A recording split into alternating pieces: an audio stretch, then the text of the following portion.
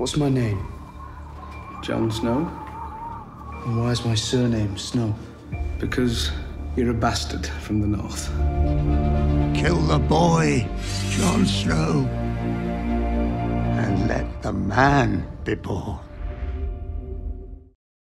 Welcome back, everyone. It's Charlie. Kit Harington just revealed what happened to his Game of Thrones Jon Snow sequel along with his Black Knight character in the Marvel movies, so we'll break it all down. It's part of a larger update that HBO and George R. R. Martin recently did on the status of the many current Game of Thrones spin-offs, prequels, and sequels they're all working on. Kit Harington had just spoken specifically about the stuff that he had been working on.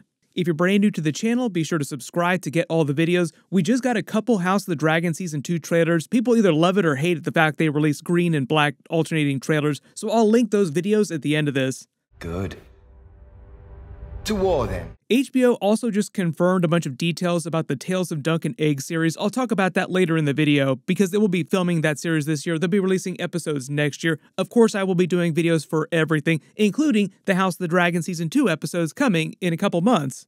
We don't actually have to wait that long before we get some brand new Game of Thrones content. But recently, you may have seen all the Kit Harington news. He did a big interview for a separate project he was working on, and during that, everyone asked him about his Jon Snow sequel series and his Black Knight character at Marvel. Turns out he knows a couple things, but one of the reasons why his series sounds like it got canceled is because he knew nothing about writing new story for his series. Amazed I remember all of this. This is kind of interesting that this is all coming back. Kit Harington said, this is me just quoting him, "I hadn't really ever spoken about it because it was in development." He's talking about his series. "I didn't want it leaked out that it was being developed." Turns out it was. "I didn't want the thing to happen where people kind of start theorizing, getting excited or hating the idea of it when it may never happen because it's in development. You look at every single angle and you see whether it's worth it. And currently it's not. Currently it's off the table at HBO," he's talking about, "because we all couldn't find the right story to tell that we were all excited about enough. So we decided to lay down the tools with it for the time being. There may be a time in the future where we return to it, but at the moment, no, it's firmly on the shelf." HBO asked him for a real banger story and he knew nothing. So basically, HBO soft canceled it, like a few of the other sequels and spin-offs that they were working on. We've heard about a couple that have been canceled, most famously the Blood Moon prequel series. George R. R. Martin had previously said that he considers that everything that they've worked on, like 9 or 10 sequels or spin-offs, I think, at peak, he considers none of them to be canceled, regardless of what HBO says. He doesn't think in his mind that they're canceled. They're just on the shelf waiting for someone to come along with a more compelling idea for a story. Really good example of that was a Flea Bottom TV show. HBO just didn't feel like that was going to be a banger enough premise, so they put that on the shelf. Same thing with the Blood Moon series. I'll explain more specifically what happened with that during this too, because we actually got a bunch of footage from that. We know more about what actually went down with Blood Moon. But as much as it sucks, I am totally fine with HBO not rushing into a Jon Snow sequel series if they don't have the right story. To make a Spider-Man Sony reference, if you saw what happened with the Madam Web movie, complete disaster, Morbius, all those Spider-Man spin-off movies that don't have Spider-Man actually in them, that's what it looks like when a studio rushes stuff into production without a proper story or scripts figured out. For all the complaints that people throw at HBO, and most of them are deserved, typically they're viewed as being way more picky about the quality of stuff that they wind up putting out, which is why it took so long to get House of the Dragon actually on air. It's also why they canceled the Blood Moon prequel series. Like, that's the real reason. If you remember, the production designer, the costume designer, posted a bunch of behind-the-scenes footage from the pilot a little while ago. They blew $30 million filming that, then decided that it just was not going to be a strong enough series. The main reason for that is because George R. R. Martin didn't have enough material written for that, and it sounds like they had written the series on their own without too much of George R. R. Martin's help, and they were riffing on a lot of Game of Thrones lore, and it was not going to be very canonical. Like someone's fan fiction set inside Game of Thrones, riffing on a lot of Game of Thrones related tropes and story ideas, but not something that came from George R. R. Martin's mind. So I think HBO decided that it wasn't Game of Thrones enough. Which is how they got to House of the Dragon, where George R. R. Martin actually was one of the writers on that series, and it feels very much in the tone of the original series. Well, funny you should ask. Let me get my map. The main issues with the Jon Snow sequel story was always going to be answering questions like, what is he doing? What are the challenges the wildlings are now facing north of the Wall that are worthy of a big cinematic story on the level of the original Game of Thrones series? A story epic enough that it would feel justified in them doing it, spending all that money on it? One of my earliest worries when they first announced the series, or it leaked out apparently because Kit Harington says he never wanted anybody to learn about it in the first place, was that it would just feature Jon Snow wandering around the frozen north for 8 to 10 episodes a season, mumbling to Ghost about how he didn't want to be a leader to the free folk, he still doesn't want it, he still knows nothing. The only actual clues that Kit Harington gave about what the story would cover, or what he was planning to cover, would be him reconciling his Targaryen half, like his father Rhaegar Targaryen, in that whole heritage. He's got to go back up to the place with all this history and live out his life thinking about how he killed Dany.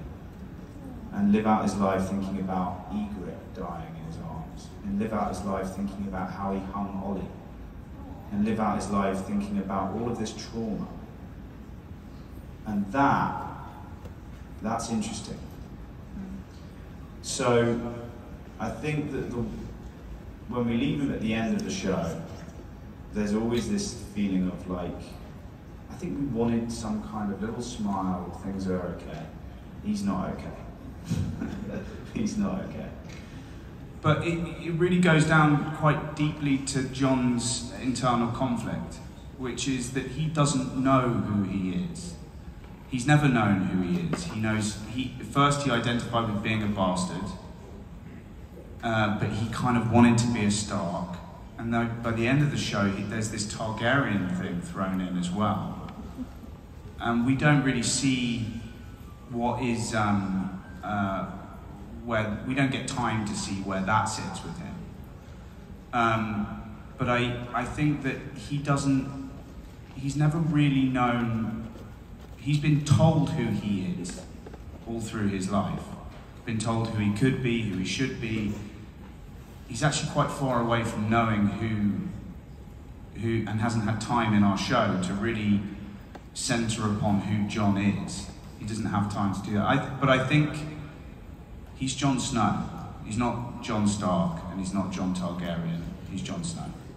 You remember they did a speedrun version of that reveal on the Game of Thrones series. Like, he found out the truth, then he told Daenerys the truth, he went McQueen on auto-repeat for a couple episodes, then they had the finale, and that was it. You didn't really get to see him sit with the knowledge, like the weight of that, reckon with it, on any of the television episodes. Seeing him deal with that would have been cool, yes, but that wouldn't explain who the actual main villain of that Jon Snow series would be. All the greatest series have all the best villains. The White Walkers didn't exist anymore, there's no more Night King, that was the whole idea with the second long night ending after Arya stabbed him with the Dragonglass dagger. Killing him killed all the White Walkers that he had raised and all the Whites that they had raised by default, so all of them went down at the same time. There were still hostile forces north of the Wall at that time, and there were still enemies in the south, enemies in the east, but for instance, like if you think about it, the biggest threat left north of the Wall that was still canon in the books that we knew about were the Thenns. The other problem they would have run into if they were going to use another force that was already canon to the books, like Grey Worm, the Unsullied Army that were left over, or the Iron Bank, maybe still trying to get their money back, is why would either of those forces or any of the other forces go to the far north beyond the Wall? Why would they care about Jon Snow? Because he has no real wealth up there. There wouldn't really be anything up there that any of these other forces would care about. And here's where we get to the other big problem that Kit Harington ran into. It sounds like George R. Martin was not helping develop the show with him and whoever the producers he was working with. He hadn't written any new material that they would have needed to keep the show canon. And a lot of you probably realized this early on, a couple years ago when we first heard about the series. Kit Harington and whoever wound up writing the show would probably wound up creating new characters for it. They created a totally new villain that was not in the original books, totally new plot. Obviously, they'd have to. And unless George R. R. Martin is going to do that with them like he is on House of the Dragon, if that wasn't clear, the House of the Dragon show creates a lot of new material that was not in that Fire and Blood book that it's based on, but George R. R. Martin is in the writer's room writing that new material with them, supervising it very carefully. I do not think the Jon Snow series would have been that good without George R. R. Martin. And that's the main reason why I'm totally fine with them stopping work on it for now until they can figure that out. Like Kit Harington says, like, oh yeah, we might come back to it in the future at some point, probably waiting for George R. R. Martin to have time to actually work on it. And it sounds like that's going to be a good long while because George R. R. Martin is already working on way too many series right now. Like, people complain that he's not working on Winds of Winter. Like, how come you're doing all these other series? You don't have time for Winds of Winter. And if it wasn't clear, of all the Game of Thrones spin-offs and prequels, The ones that are in active development right now that actually do have a good chance of filming and making it to air or are getting ready to be filmed, George R. R. Martin is working on all of those. Best example of that is the Tales of Dunk and Egg Knight of the Seven Kingdoms series. That's going to be the next one that comes out with House of the Dragon Season 3. He's working on all the other many spin-offs and prequels in development, it's just that the other ones aren't in his active development. HBO's mostly just worried about the stuff that they're getting ready to film right now. So if we're talking about HBO doing a sequel series to the original Game of Thrones with the original cast coming back, I feel like the strongest show from a story perspective that'd be easiest for them to adapt would be doing the Arya show with her exploring the West, like what's west of Westeros. There's way more there for George R. R. Martin to mine for brand new story ideas. What they'll probably do though, like I said, is just keep the Jon Snow series on a shelf and dust it off if George R. R. Martin does come along with a compelling idea for it.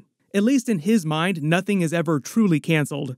If you didn't see that Game of Thrones Knight of the Seven Kingdoms announcement recently, HBO just announced that they cast Peter Clafley as Sir Duncan the Tall and Dexter Soule as Aegon V, also known as Egg, during the series. Pack your bags. You're going to be going. Well done, Dexter. I got the role! No way! Yeah. You're going to be Egg! Yeah, look. No way! As you can see, he's super young during the series, and Sir Duncan the Tall in the books is over 7 feet tall. Now, the actor playing him is over 6'5". He's not quite 7 feet tall, but he's still going to be a giant next to young Egg here. Part of the idea during the series, though, is he's meant to be very young like this. Aegon's father, Maekar I, agreed to let Sir Duncan the Tall serve as his protector, and Egg essentially squires for him as a young boy. They become the best of friends. Eventually, when Aegon became Aegon V, King of Westeros, he made Sir Duncan the Tall his Lord Commander of the Kingsguard. But the bulk of the story they're covering in the series is based on the story from the Tales of Dunk and Egg novellas, and during those, Egg is still a very young boy. So if they wind up showing him being crowned king and Duncan the Tall becoming Lord Commander, it would have to be like a flash forward at the very end of the series. The first season will have 6 episodes, mostly because there's way less book material to adapt. I'm only expecting like 3-4 seasons at most, like House of the Dragon, shorter run than the original Game of Thrones series, but it's a much smaller story, so it does make sense. They'll announce the rest of the main cast in the next couple of months as they get ready to film. They've released a couple teasers, but we probably won't get a trailer for that till next year. I believe HBO's current plan is to have that serve as the major Game of Thrones series next year in 2025 because House of the Dragon Season 3 won't be ready to release until 2026, and they don't want another 2-year break between Game of Thrones series. So this Knight of the Seven Kingdoms and House of the Dragon will probably just alternate years that they release seasons until House of the Dragon is done. This series will then take over, and then they'll do the same thing alternating years with the next new Game of Thrones spinoff, which is actually going to be the Aegon the Conqueror series that they're working on. The person who's writing that just started teasing that too. They literally just started working on the Aegon the Conqueror series, but they're hyping it up as like the next big thing after this Knight of the Seven Kingdoms series. Of all the prequels and series that people have asked for, Aegon the Conqueror is probably the biggest one. Literally everybody on House of the Dragon, everybody during every other part of the timeline during the main series, reference Aegon the Conqueror all the time. He's the most famous Targaryen in the history of their family next to Daenerys. Even though Daenerys was such a huge character during the original Game of Thrones series, technically Aegon the Conqueror was way more famous if you look at the history of their family, like hundreds and hundreds of years of their family. He's the reason why so many Targaryens throughout history were named Aegon. There were so many of them, but you only get the 4th, the 5th, like the extra title on your name when you become king. So for instance, had Jon Snow sat on the Iron Throne and become king of Westeros, he would have been known as Aegon VI. The Aegon that we meet during the Tales of Dunk and Egg series is Aegon V, also the younger brother of Maester Aemon up at the Wall. That's how old Maester Aemon was, so we'll probably see a younger Maester Aemon before he went to the Wall during this, and also the Blood Raven, aka the Three-Eyed Raven. Probably one of the other reasons why they were so interested in doing this Knight of the Seven Kingdoms series, because there's so many important figures that are around during this period that are relevant to the original series. Whenever they wind up announcing in the next couple of months, of course I'll do videos for it. We have House of the Dragon Season 2 episodes coming soon. We'll start to get some more trailers for that in the next couple of months as well. For those of you asking what happened to his Black Knight in the Marvel Universe, Kit Harington said that he wasn't currently working on any Marvel projects right now because they canceled some of the movies that they're working on, like Eternals 2. He was going to show up during that. His Black Knight was supposed to show up during the original version of the new Blade movie, but not anymore. And it sounds like more recently, Marvel was trying to develop a British team of superheroes, like a British version of the Avengers, but based more on the Excalibur comics with his Black Knight character and Emilia Clarke's character in the MCU. So if that winds up happening, it would be a reunion between Kit Harington and Emilia Clarke. Think of all the jokes when that happens. There were a couple Game of Thrones reunions happening inside the first Eternals movie too. I just did a couple trailer videos for the ones that they did release recently. Click here for the House of the Dragon Season 2 Black trailer, and click here for all the green trailers. Thank you so much for watching, and I'll see you guys in the next one.